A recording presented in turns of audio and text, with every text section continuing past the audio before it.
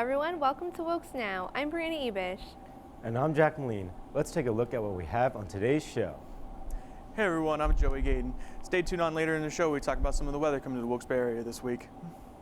Hello everyone, I'm Sean Schmoyer, the news editor for The Beacon, and on today's Beacon Briefs, I'll tell you what's in the news this week. Don't forget that you can grab your own copy of The Beacon at any campus building. I'll have more coming up soon. See you in a few. Hello y'all, I'm Ariel Reed. Stay tuned to hear about some NFL news and how women's soccer and softball are doing under COVID protocols. Stay tuned for more. The Wilkes University Small Business Development Center, or SBDC, is recruiting students to assist small business owners who have been negatively impacted by COVID-19. They are looking for students who can assist businesses with cash flow, record keeping, social media instruction, website assessment, and marketing. Students will be paid $10 an hour and can anticipate working approximately 10 hours per week. This project runs from Sunday, November 1st through Friday, September 18th. If you are interested or have any questions, please email Dorothy Lane at dorothy.lane@wilkes.edu. The Wilkes University student body currently has 4 active positive cases of COVID-19. There have been 42 positive testings in total, 38 of them already being cleared. 38 students are currently actively in quarantine at this time. 244 students have been cleared from quarantine. If you'd like to find more information about COVID-19 on campus, you can find it at www.wilkes.edu/COVID-dashboard to find more information. To report symptoms or if you've recently been in contact with someone who is now sick, you can contact the Wilkes Health and Wellness Services at 570-408-4730. Now let's check out this week's COVID update.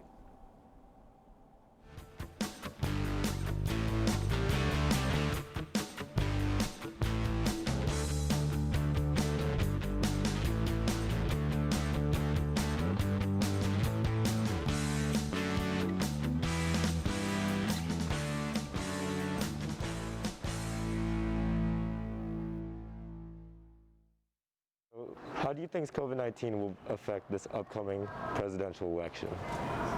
Honestly, depending on if we get a cure, not a cure, but a vaccine, I think that will have like a huge impact on like the way we might decide to go and like whatever direction we go in.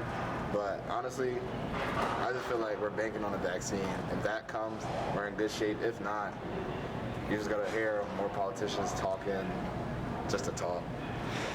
I think it's going to be a fear factor for a lot of people and a way for candidates to try and sway votes to their side. I think it's definitely going to be different. Obviously, since we just recently had Trump was tested positive for COVID, that was after the first debate that Joe Biden and Trump had. So I think obviously it's going to be different with how the candidates are expressing, their terms and everything that they are believing in and fighting for each side. So I think people just have to really do their research and get out there and vote. I think the most important thing is just to vote, because this is a big election. It's 2020. A lot of things are getting elected for this year. So I think, people just really need to be really understanding and informed about what they're going to do. So I think the biggest thing is to vote, and obviously, COVID-19's been pretty tough. 2020's been a tough year, but people just got to stay positive and they got to do the research on what they need to do. So. How has COVID-19 affected your involvement in extracurricular activities at Wilkes? I'm in a game club and a lot of it requires in-person meetings, especially for board games. So it's been kind of rough. We've been doing online, but it's not as fun, so it has sucked a little bit. Being a part of all the leadership that goes on campus, planning events has been harder because we're limited to do a lot of things. Mostly planning events for on campus, actual in-person events has become harder, so we're trying to move to online, but as you know, classes are already online, so it could be draining to the student. So just trying to find an equal balance to bring fun but safely is what we're trying to do as a leader on campus. Basically, it's been tough for me. I'm actually a member of the Wilkes men's swim team, so we haven't been able to do anything too official yet. We just actually started practices. We can only have 3 swim practices per week, and as of now, we can't do any official competitions, so that's kind of putting a hinder on our season. We're not not sure what the spring's going to be like, if we're going to try to have official swim meets or competitions. As of now, we can't do anything like that, and our max amount of training we can do is 3 practices per week. So like I said, it's kind of putting a hinder on our season and our training and endurance. So we're kind of trying to do the best we can to get back to it. But yeah, as for clubs, I'm a part of ASME, which is the American Society of Mechanical Engineers, and we're just meeting virtually on Zoom, so there's not too much else we can do about that. But yeah, it's definitely, it's just been a weird semester in general. But, we're doing the best we can, just got to roll with it, take it day by day. Yep. The Office for Civic Engagement, Center for Global Education and Diversity, and Year of the Vote are co-sponsoring the screening of 13th by Ava Duvernay on October 28th at 7 p.m. The film explores the history of racial inequality in the United States, focusing on the fact that the nation's prisons are disproportionately filled with African Americans. The panel discussion following the film at 7:45 p.m. will be hosted by Dr. Helen Davis of the Department of English. Please RSVP to megan.boone@wilkes.edu by October 27th if you are interested in attending. Now let's send over to Sean for this week's Beacon Briefs. Welcome to the Beacon Briefs. I'm Sean Schmoyer, the news editor for the Beacon. Here is what's happening in the news today. Psychology, sociology, criminology, political science, and international studies students attended the Social Sciences Graduate School and Career Panel on October 19th. The event was hosted by the Office for Career Development and Internships and featured 4 alumni guests who each talked about their field of study and going into graduate programs. The panel also included a Q&A session with the panelists to allow for students to ask direct questions. Though on Zoom, the panel was enhanced by encouraging students to have their cameras on to make the event feel more interactive and personable. In other news, Joe Biden hosted a rally in Dallas, PA on Saturday. Biden was joined by his wife, Dr. Jill Biden, Senator Bob Casey, and the other main draw to the rally, John Bon Jovi. Bon Jovi performed for the crowd with a 3-song set, including songs such as Living on a Prayer and Do As You Can, all the while talking about the importance of voting. Also featured in this week's issue are overviews of Vice President Mike Pence and Kamala Harris's policies. As Election Day draws closer, these overviews of the candidates and their running mates look to help inform voters on the policies of the candidates. Finally, the paper this week focused on important issues with the Supreme Court, with an opinion piece and a news story covering the danger and worries surrounding Amy Coney Barrett's appointment to the Supreme Court. While the opinion piece expresses a staff writer's personal view of Barrett compared to the justice she is replacing, Ruth Bader Ginsburg, the news reflects similar opinions held broadly across the LGBTQ community. Since the writing of the articles, Barrett has been sworn in as the newest Supreme Court justice. Despite this, the opinions and views written about in this week's issue are important to hear and acknowledge as we move forward with the new justice. Thanks for checking in, guys. That's all I have for you today. I'm Sean Schmoyer, and this is Beacon Briefs. We'll be right back after this public service announcement. The body, it is a work of art and a powerful ally in the fight against cancer. A new approach called immunotherapy works by helping our immune system correctly identify and eradicate many types of cancer cells. Speak with your doctor and visit su2c.org/immunotherapy to learn more. Your body might just be your greatest hope.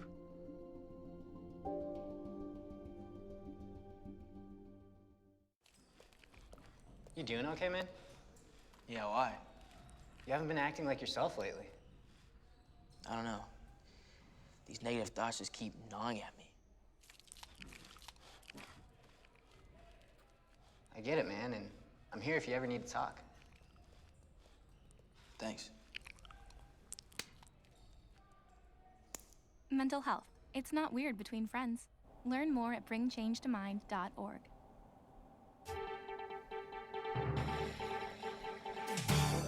Spring semester registration is beginning soon. Junior registration begins at 10 p.m. on Tuesday, October 27th. Sophomores begin at 10 p.m. on Sunday, November 1st, and freshmen on Tuesday, November 3rd. Make sure to get your alternate PIN from your advisor. You can register for classes by going under the Student Services portal page. There's a link at the lower left bottom of the page that will lead you to enter your PIN. Now let's take it to Ariel for Sports Now.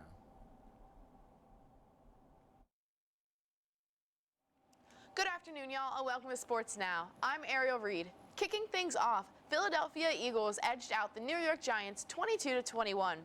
Wentz started off red hot, going 4 for 4 with an opening drive with a rushing touchdown. He was a force late in the game, tossing a pair of game-saving touchdowns on Philadelphia's final 2 possessions. On those 3 drives, he was a combined 9 for 12 for 166 yards with 3 scores. The Pittsburgh Steelers are the only undefeated team remaining in the NFL as they move to 6-0 after a close contest against the Tennessee Titans. The Titans had the opportunity late in the game to force an overtime, but the missed field goal allowed for the Steelers to remain perfect. Now back to Wilkes.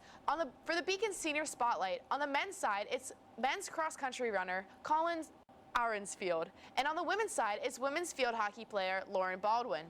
To check out this week's issue of The Beacon, go to www.thewilkesbeacon.com or pick up your copy around campus. Let's kick it to Baylee at the Ralston Sports Complex to see what women's soccer and softball are doing under COVID protocols.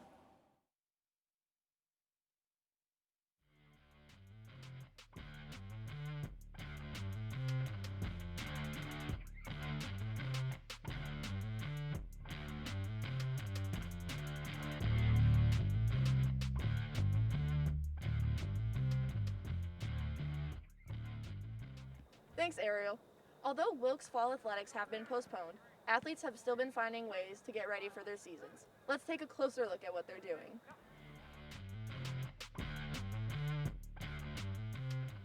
We started slow. We just did 2 practices a week for 2 weeks, and it was really just getting comfortable wearing a mask. And I think our team did a fantastic job of just embracing it. And I think that's the biggest thing. I think if you allow it to be a little bit of a nuisance, then it's going to become a bigger nuisance. And they've been fantastic with it. I mean, even with getting into contact a little bit, they're wearing them throughout the duration of our training session. So I think at this point, it's second nature to everybody.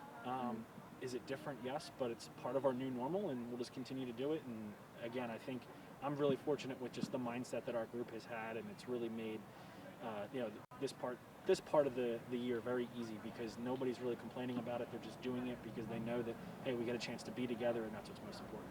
It's definitely impacted them from a standpoint of we can't just jump into everything like we normally do. We're very fortunate to have moved on to phase 2 so we can implement some contact into what we're doing. So the way we're kind of structuring is we have a session, part of practice where we don't have any contact, a little bit of contact, no contact, and then finish with, a little bit of contact going to goal, just to kind of replicate some game situations for us. So, it's just a little bit of extra planning and just doing things a little bit differently, but right now we're just kind of rolling with it. It's exciting to be together as a team, and that's really all we're focused on right now. For us, it's a lot of like 4v4 plus 3 possession games or numbers up, numbers down, transition opportunities, getting to the point where maybe another week, because we've been trying to take it a little bit slow with our team, to get into maybe like a 7v7 or 6v6 format where we can get going 2 goal. But, it's just one of those things, making sure, and we've been pretty fortunate from, our department standpoint. They've been great with our, just letting us know everything that's going on with the phases and how we're doing with it. So it's one of those things for us where we're fortunate that, we have the phases down. For us, we just have to plan accordingly with it. For us, we have a lot of, a couple of returning players who were all conference for us last year. Neve Harkins was a first-team all-conference player for the 3rd year in a row. Emily and Karina have been fantastic as forwards for us. They were all conference last year as well. And then Catherine has always been rock steady for us in the back. We're really excited, to see some of our freshmen who are coming in, our sophomores, juniors, who have made major improvements from last year to this year. So we're really excited about everything that we have going on with them. In terms of a coaching goal, it's for us to continue to get better each and every day. And I think the girls have really been embracing that thought process right now. I think for all of us, it's the great unknown. We have possibly in the spring, so we're starting to prepare for that a little bit. But until we get to phase 3 where we can actually have, 11v11, even just doing some shadow play and being able to get into our system, it's just making sure that we're staying fit, we're staying fresh, getting a ton of touches on the ball, and focusing on a lot of individual improvement. So then that way, as we get better individually, we're going to get better collectively as a group. So, for us, it's staying healthy. It's just being good teammates, getting better as a group, focusing on our culture and everything else that we're doing. So, it's been a great start to our year, and we're really excited about it. Hopefully, it'll continue throughout the rest of the fall, and hopefully, we're all fortunate enough that end of the winter, beginning of spring, we can all get some sort of games in. And at that point, obviously, the goals change to wins and losses. But right now, it's just continuing to improve every day and make sure we stay healthy. I like the fact that we're taking the proper steps to really start to come together. We just moved into phase 2, so while we're able to have a full team practice, we're taking the steps to kind of ease into that, where we've gone from 3 pods to 2 pods, and then on Sundays we're going to start having, full team practice just on Sundays. So we were doing a lot of drills, some individual work in the smaller pods, which was great because it was able to give us that time to work with, some individuals in a smaller almost a one-on-one space. But phase 2 is allowing us to do more live situations, which is great because these girls are craving that. So. Yeah. Well, we have a very large roster this year, and I think that's that might scare some, whether it's freshmen, juniors, sophomores, freshmen, seniors, but everyone who's on this team has really bought into the team philosophy, and I'm extremely proud of that. We have a very talented group of returners coming back. I think to pinpoint anybody in the returning process, honestly, it would have to be our 2 fifth-year seniors, which we're very fortunate enough to have back. So Sarah Gibson and Rachel Pritchard.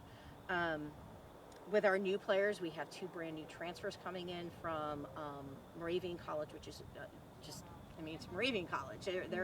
They're softball power. So to have 2 girls come in and want to be a part of our program is huge. And they bring a lot to the table. We have a very talented young freshman class who's looking to make an impact. And they're competing every day. So right now it's great to have that extra time in practice with the days instead of weeks required by the NCAA. But it's wonderful to see this one's really stepping up, and then the next day to see another girl is stepping up. And I think that's the competitiveness in this team. So.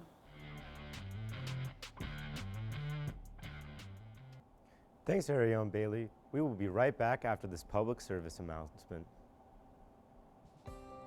They say a new habit takes root when you've done something 60 days in a row, which is perfect for us, considering it's our 60th anniversary. We've decided, since kids need 60 minutes of activity each day, and finding healthy recipes should only take 60 seconds, we're taking people on a journey from 0 to 60. The fastest way to healthy living starts now. You recycle, right? Yep, it's confusing. It's hard for all of us to recycle properly when it's this confusing. Yet recycling is the #1 thing we can do for the environment and the economy. If we do it properly, we have a solution. And it's working. Standardized labels, they help people recycle more, and they help people recycle right. Let's recycle across America, and let's recycle right. To be part of the standardized label solution, visit letsrecycleright.org.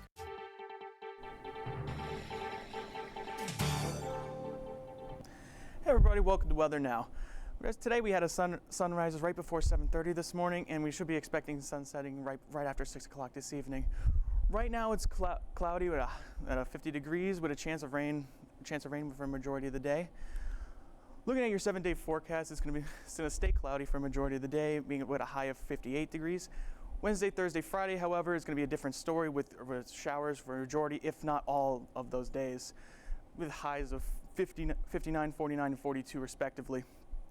Don't be surprised if you see something different coming down Thursday and Friday night, with lows being in the 38 and 26, very near freezing temperatures. So don't be surprised if you see a little bit of snowfall coming those nights. Saturday is going to bring us back a little bit with a high of 48, with being partly cloudy, and should be getting rid of any snow that comes down during those nights. Sunday is going to bring back the showers with a high of 54, with the low with 34 degrees, being very close to freezing. So again, be wary of snow showers during night. Monday is going to look a little bit cheerier. It's beginning of your week next week with a high of 46, partly cloudy for the majority of the day. Looking at temperatures across the nation, the New Mexico area is looking very, very uncharacteristically cold for this time of year, being in the mid to high 20s and low 30s today, with the eastern seaboard and New England area being warmer than that region, with highs of 50 and in some places 60 degrees. It's going to be fixed a little bit on Thursday, with the region coming back in with highs in 50s and maybe some high 40s, with our region coming in being around the same temperature they are today. Tracking some of the storms coming in the area, we have Tropical Storm Zeta coming in from the Gulf of Mexico and should be coming up through the Alabama, Georgia, and Virginia areas, and should be coming our way sometime Friday. And from some of the chances of rain this afternoon, we should be looking at a chance of rain for a majority of the day, but that's not the case on Thursday, where there's 100%. We're looking at almost 100% chance of rain for Thursday, and making sure you're staying dry those days. Looking ahead for the next couple of days is make sure you're staying dry for those Wednesday, Thursday, Friday, making sure you stay dry, stay inside, whatever you need to do to stay out of the conditions. Lows are going to be close to freezing, so make sure you're looking at some of those days, making sure you're staying bundled up, staying warm, making sure if snow does come down, make sure you're not falling and hurting something. That's all for weather now. Let's send it back to the anchor desk for more. That's all the time we have for today. Just a reminder, you can watch us live every Tuesday on Service Electric Channel 97 at 12 noon. Also, check out our YouTube channel for episodes of the show and more. And in case you missed it, our broadcast re-airs every weeknight at 7:30 p.m. I thank you very much for watching, and from all of us here at Wilkes Now, have a great week.